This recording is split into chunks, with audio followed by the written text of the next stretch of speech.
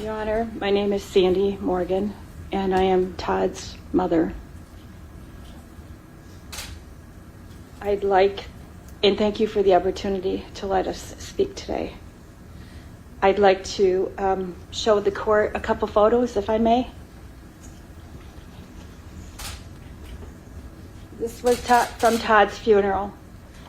There's only 5 pictures here, and they're supposed to kind of grasp his life as he was growing, but his life was so much more.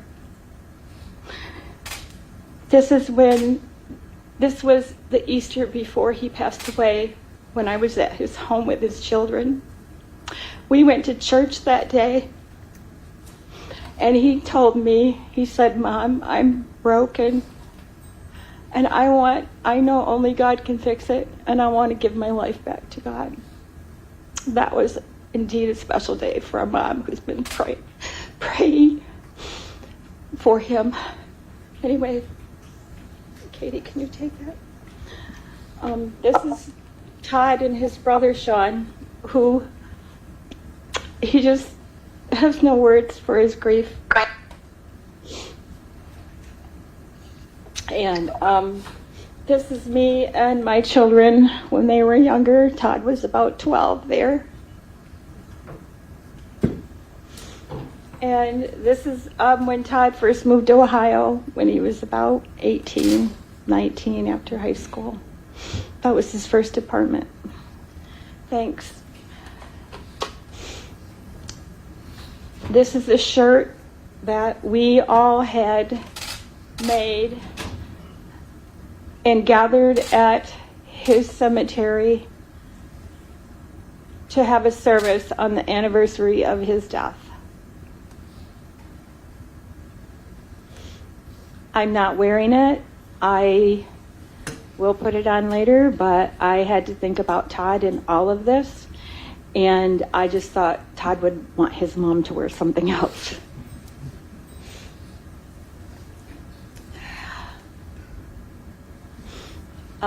I'd like to address you, Ms. Paschal, in my statement. I'm Todd's mom. I always will be.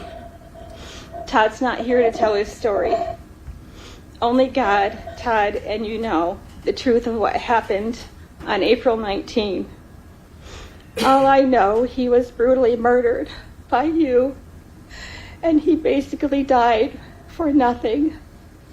You didn't even know him. Your actions to take my son's life changed my life forever. It's changed all of our lives. Even more so, you took a father from 2 beautiful children. They were his world, and he was theirs.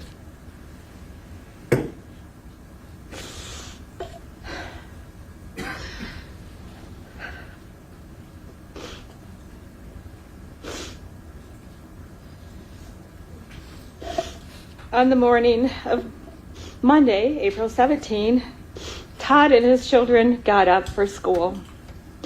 They left their toys where they last played, their snacks and drinks in Aaron's bedroom where they played Minecraft. Their Easter bucket still full of candy sat on the living room floor. Their shoes and coats were on the back by the slider. They planned on coming back home to their things, but most of all to their daddy. Todd dropped them off for school. Aaron recalls his daddy's last words to him: "I love you. I'll see you Wednesday. We are going to our favorite restaurant and have our favorite French fries." Because of you, Todd never got the chance to pick up his children ever again. They never got to say goodbye.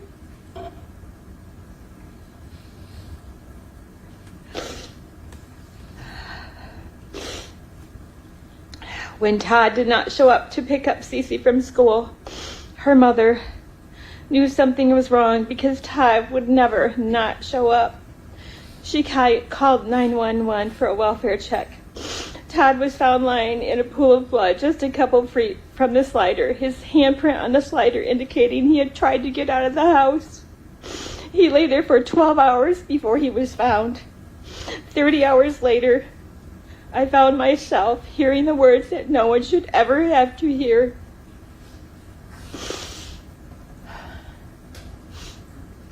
Do you have a son, Todd? Yes.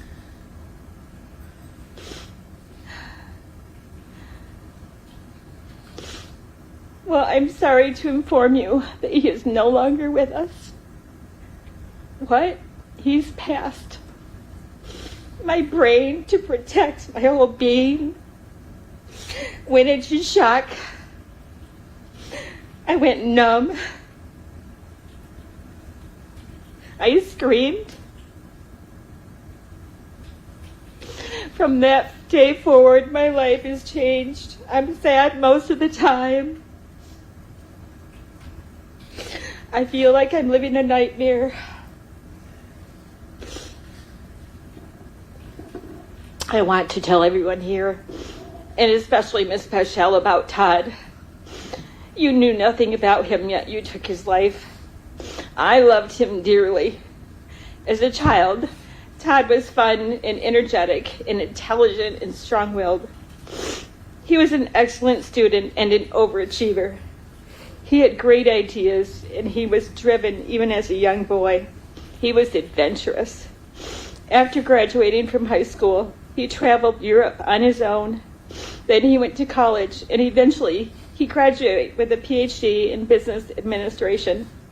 He always worked hard to achieve his goals. He taught at 3 universities and earned a tenure at 2 in a very short time. Unfortunately, he was not here to learn he had earned a tenure at Cleveland State University. He had worked so hard that spring to submit his papers, and later at his funeral we found out he had earned tenure. He also earned an award for his research just this past spring that he was not here to receive. This trophy sits on my buffet. But his biggest life accomplishments, and most importantly to him, were his 2 beautiful children, Aaron and Cece. They were his pride and joy. He was a good father. He was always concerned for them and had their best interest at heart. He played with them. They danced at home together. They sang in the car together to pass time. They played Would You Rather. They loved board games, movie nights, bedtime stories, and prayers together, playing Minecraft, softball, and going to the park and the beach. He made mistakes in his life, and he was always so upset when he did. However, the evening of April 18, 2023, he made a fatal mistake, and he allowed you into his home. You brutally took his life, and the children will never experience their favorite things with Daddy again. Instead of being with Daddy, they are separated into 2 separate homes. They don't get to see each other very often. And it breaks my heart so much. They are already growing up. They've had birthday parties and sports events and school events and many other important things that he has not been there for.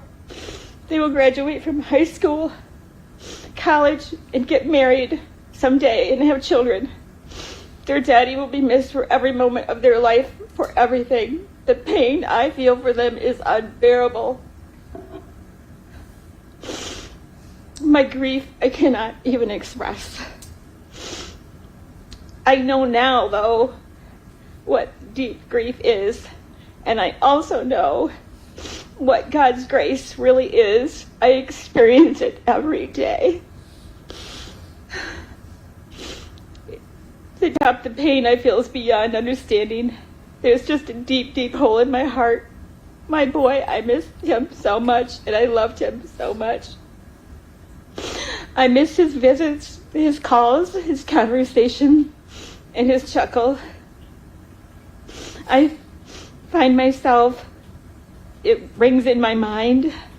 Most days I feel empty. I have lost my zeal for life in general. I find myself looking forward and longing for that day I see Todd again in heaven. And many days I don't want to keep going, but I have to, because God still has a plan for me. I have to be here in this place for my grandchildren, whom I love dearly, my son, and all of my family.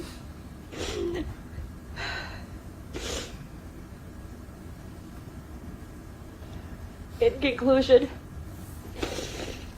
I would like to say,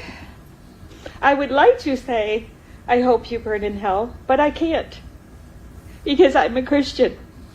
I serve a God of love and a God of justice.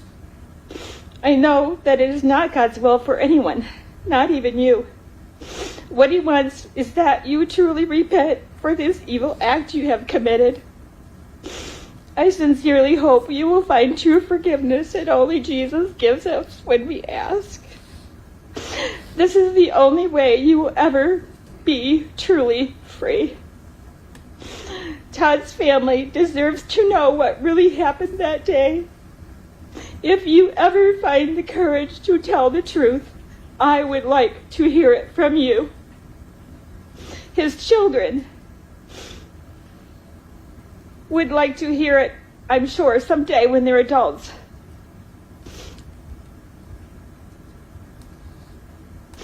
And his family would like to know. May God help you, Ms. Paschal. And I hope you, in all of those dark moments where you'll be sitting, that you will find and seek him. Your Honor, I would like to see Ms. Paschal pay dearly for taking my son's life, for the pain she has caused for so many, especially his children. I want justice for Todd, and I hope you will assign the maximum sentence to her.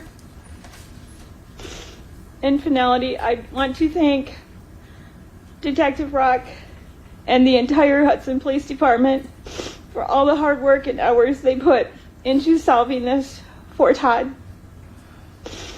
I also want to thank the prosecution team, Prosecutor Laprenzi and Prosecutor Sellerson, and Katie here, my advocate, our advocate, for all the hard work they've put in to have justice for Todd.